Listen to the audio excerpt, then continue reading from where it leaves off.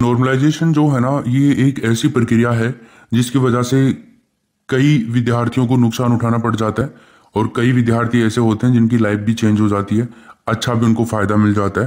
तो आज के इस वीडियो में हम नॉर्मलाइजेशन के बारे में बात करेंगे। लेवल कठिन था और जिस पारी का लेवल कठिन के कंपेयर में थोड़ा आसान था, तो उन लोगों को बराबर संतुलन में लाना, उनके नंबर का जो एवरेज है वो निकाल करके उन सबको बराबर करना, ये पॉसिबल हो पाएगा कि नहीं हो पाएगा इस एग्जाम के अंदर। देखो, ये आपके सामने रीट एग्जाम जो हुआ था उससे पहले आपकी डिटेल्ड एक विज्ञप्ति आई थी, है ना। उसके अंदर एक पॉइंट है, यहाँ पे मैं दिखाऊंगा आपको 10 नंबर का पॉइंट, जरा देखिए आप लोग। इसमें देखिए क्लियरली मेंशन किया हुआ है, परीक्षा विभिन्न दिनांकों तथा विभिन्न पारियों में होने के कारण प्रत्येक पारी में अलग अलग प्रश्न पत्र सेट द्वारा आयोजित की जाएगी। मतलब अलग अलग प्रश्न पत्र आपके आए, 4 पारियों में एग्जाम हुआ। हालांकि लेवल 1 जो था ना, उसमें कोई नॉर्मलाइजेशन की बात नहीं है क्योंकि वो तो एक ही पारी में हुआ था, तो वहां पे तो बात ही नहीं उठती नॉर्मलाइजेशन की। अब आगे बढ़ो, परीक्षा परिणाम तैयार करने में यथा आवश्यक रीट कार्यालय नॉर्मलाइजेशन और या फिर स्केलिंग की जो प्रक्रिया है ना, इसको अपना सकता है। तो जो लोग ये बोल रहे हैं ना कि नहीं अपना सकता, देखो यहाँ पर आपको सामान्य जो जनरल कैटेगरी है, अनारक्षित, उनको 60% अंक लाने जरूरी है, मतलब 90 नंबर। टीएसपी हो चाहे नॉन टीएसपी हो, दोनों को ही, ठीक। इसके अलावा अनुसूचित जाति एसटी जो है ना, इनको 55 नंबर लाने जरूरी है, ठीक है। और नॉन टीएसपी वालों को 36% लाने जरूरी है। 55% में है, ये परसेंट है, लगभग ये होता है आपका 83। इसके अलावा एससी, अन्य पिछड़ा वर्ग और एमबीसी और ईडब्ल्यूएस, इन सब को भी 55% ही लाना जरूरी है, लगभग 83 नंबर आपके आ जानी चाहिए, है ना। इसके अलावा समस्त श्रेणी की विधवा और परित्यक्ता महिलाएं और भूतपूर्व सैनिक, इनको 50% लानी जरूरी है। दिव्यांग जो निःशक्त जन है, इस श्रेणी के अनुसार आने वाले समस्त व्यक्ति 40% और शहरी जनजाति के जो व्यक्ति हैं उनको 36%। 2 ऑप्शन माने जा सकते हैं। सभी साथियों का कमेंट आ रहा था कि सर वो क्वेश्चन बताएं हमें और उनका पीडीएफ दिखाएं कि कौन कौन से क्वेश्चन है और हमारी शिफ्ट में बोनस मिलेगा। तो साथियों, ये 24 जुलाई सेकेंड शिफ्ट में जो पेपर हुआ था उसमें ये क्वेश्चन था, ये डिलीट होगा पूरा ही, इसमें कोई ऑप्शन बिल्कुल सही नहीं है, ये डिलीट होगा 100%, इसमें बोनस मिलेगा आपको। उसके बाद में देखते हैं, ये 24 जुलाई फर्स्ट शिफ्ट का क्वेश्चन है, इसमें स्थान पूछा था तो संग्रहालय होगा और ज़्यादातर विशेषज्ञ डी भी बता रहे हैं। बी और डी दोनों ऑप्शन माने जा सकते हैं। आगे बताता हूँ, इसमें भी आपको बोनस मिलेगा। और ये दोनों ऑप्शन सेम है, सी, बी और डी इसके राइट आंसर बताए जा रहे हैं। तो इसमें भी आपको बी या डी मान लिया जाएगा या फिर बोनस दिया जाएगा। आपने कौन सा उत्तर किया है कमेंट में जरूर करना।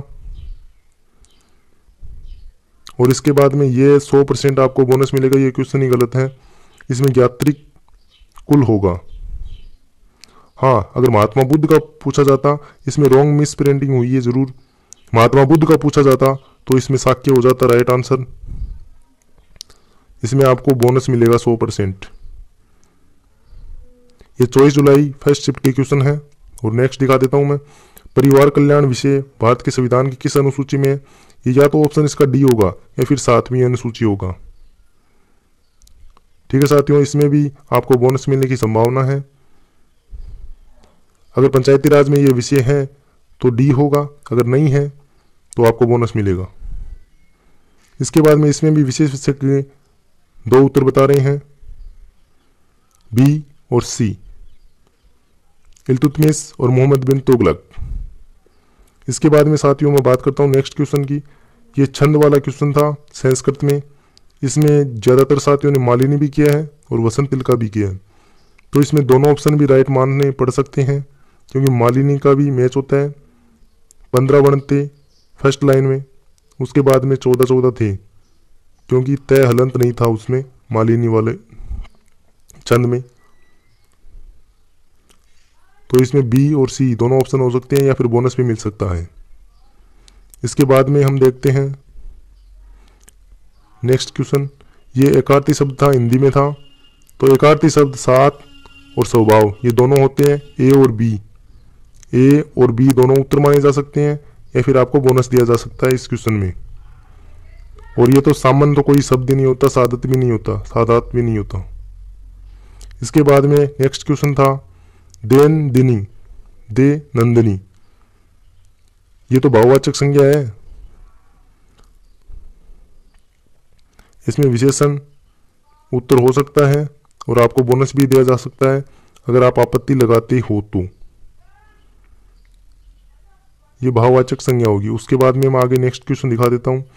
इसमें दो ऑप्शन है, ए और बी, ये दोनों ही माने जा रहे हैं। तो मेरे अकॉर्डिंग इसमें आपको ए या बी, आपने कौन सा उत्तर किया है कमेंट जरूर करना। ए और बी माने जाएंगे। इसके बाद में मैं दिखा देता हूँ, ये 24 जुलाई फर्स्ट शिफ्ट का क्वेश्चन पेपर है जिसमें ज्यादातर प्रश्नों में गलतियां की हुई है। और ये भी कलकत्ते नहीं होगा, कलकत्ता ही होगा यहाँ पर। कलकत्ता की राजधानी बताओ। हाँ ये तो सही है, लेकिन ये वाक्य सही नहीं लिखा है। भाषा त्रुटि से संबंधित आप शिकायत कर सकते हो। उसके बाद में सावन शब्द का हिंदी शुद्ध रूप है, तो सावन तो भैया ये तद्भव है, तो शुद्ध रूप ऑलरेडी है। श्रावण, हाँ तत्सम पूछ सकते हो आप, तत्सम तो ये होता श्रावण, लेकिन ऑलरेडी ये तो शुद्ध है सावन। उसके बाद में तुम दौड़ कर चलते हो, ये पदबंध नहीं है। पदबंध तो ऐसे होता, तुम, हम और वे दौड़ कर चलते हैं, वे अंडरलाइन होता तो पदबंध बन जाता। तुम तो एक पद है,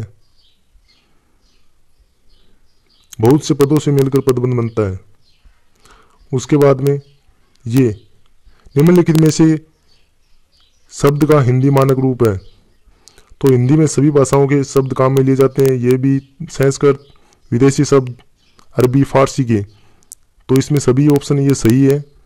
हाँ ऐसा हो सकता था कि तत्सम शब्द है या तद्भव शब्द बताए, तो ये राइट हो जाता, लेकिन ये सभी मानक रूप ही है।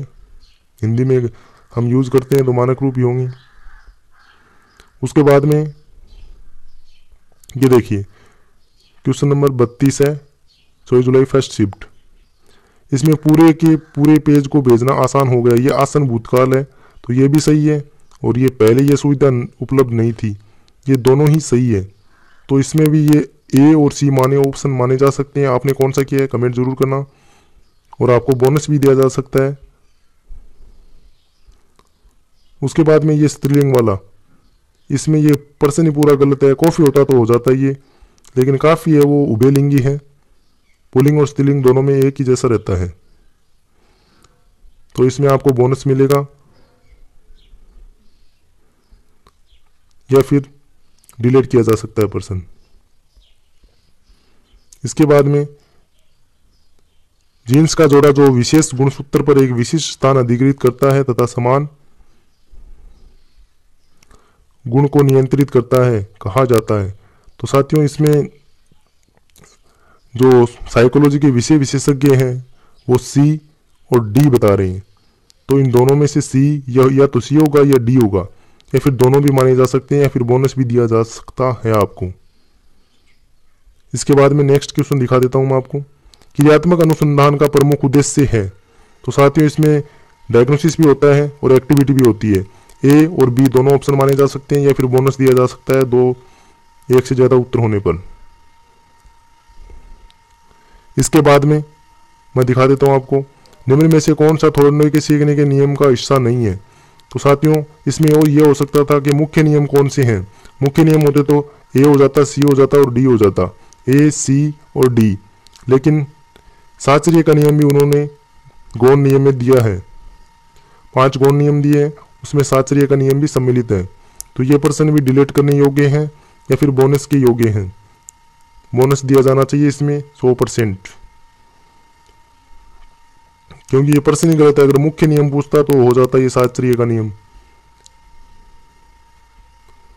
उसके बाद में मैं आपको नेक्स्ट क्वेश्चन दिखा देता हूं। कौन सी विकृति अधिगम अक्षमता का एक प्रकार है। तो इसमें ADHD भी होता है और डिसलेक्सिया भी होता है। तो इसमें बी और सी दोनों ऑप्शन माने जा सकते हैं या फिर बोनस दिया जा सकता है। बोर्ड पर डिपेंड करता है कि वो क्या करता है। और ये हिंदी में थोड़ी सी त्रुटि है, इसमें त्रिआयामी सिद्धांतों गिलफोर्ड ने दिया था, बाकी इंग्लिश में ये सही है, ट्रायंगल थ्योरी। त्रिआयामी सिद्धांत गिलफोर्ड ने दिया है, तो इसमें भाषा त्रुटि से संबंधित आप शिकायत कर सकते हो। और ये फर्स्ट लेवल में था, रीड लेवल फर्स्ट में ये संकेत चिन्ह है। विषय विशेषज्ञ इसका उत्तर बी भी बता रहे हैं और सी भी बता रहे हैं। तो साथियों आप कमेंट जरूर करना आपने इसमें कौन सा उत्तर किया है। और उसके बाद में ये मगरमच्छ प्राणी जगत के किस संवर्ग का है, तो इसमें सरीसृप भी बता रहे हैं और जल स्थलचर भी बता रहे हैं। तो जल में भी रहता है और स्थल पर भी आता है। तो बी और सी उत्तर बता रहे हैं, या तो दोनों माने जाएंगे या फिर बोनस दिया जाएगा। इसके बाद में मैं नेक्स्ट आपको दिखा देता हूँ। हिमाचल प्रदेश में जल संग्रहण की पुरानी संकल्पना का नाम है, तो इसका राइट आंसर ए भी बता रहे हैं और सी भी बता रहे हैं। आप जरूर कमेंट करना कि आपने कौन सा किया है। इसमें दोनों ऑप्शन भी माने जा सकते हैं या फिर डिलीट किया जा सकता है या फिर बोनस दिया जा सकता है। गणित में सारणी बनाना किस विशेष उद्देश्य के अंतर्गत आता है, तो साथियों ये बोध के अंदर भी आता है और कौशल में भी आता है। अगर सारणी बनाएंगे तो हम हाथ का जरूर उपयोग करेंगे, एक्टिविटी करेंगे, तभी तो कौशल। और ए और सी दोनों ऑप्शन राइट है इसमें। उसके बाद में नेक्स्ट, गणित में स्लाइड रूल का उपयोग करते हैं। गुणन और भाजन के लिए तो करते हैं, लेकिन इसको आकृति को छोटा बड़ा करने के लिए उपयोग करते हैं। तो इसमें ए और सी ये दोनों उत्तर माने जा सकते हैं। आपने कौन सा किया है कमेंट जरूर करना। इसके बाद में वृत्त का क्षेत्रफल बढ़ाने की सबसे उपयुक्त विधि है। इसमें आगमन विधि भी बता रहे हैं बहुत से प्रसिद्ध अध्यापक, और निगमन विधि भी बता रहे हैं। तो या तो आगमन होगा इसमें या निगमन होगा। ये डाउटफुल क्वेश्चन है, मैंने आपको ज्यादातर डाउटफुल क्वेश्चन बता दिए हैं। निदानात्मक परीक्षण का उद्देश्य, ये फर्स्ट लेवल में क्वेश्चन आया था, शिक्षक की कार्य कुशलता का पता लगाना, यह भी है। और शिक्षण विधियों की उपयुक्तता की भी जांच करना। इसमें ए और डी ये दोनों उत्तर बता रहे हैं, और कोई कोई तो ये सी भी बता रहा है। उसके बाद में ये अंतस्था वर्ण वर्णास्ति, ये पर्सन तो डिलीट होगा 100%।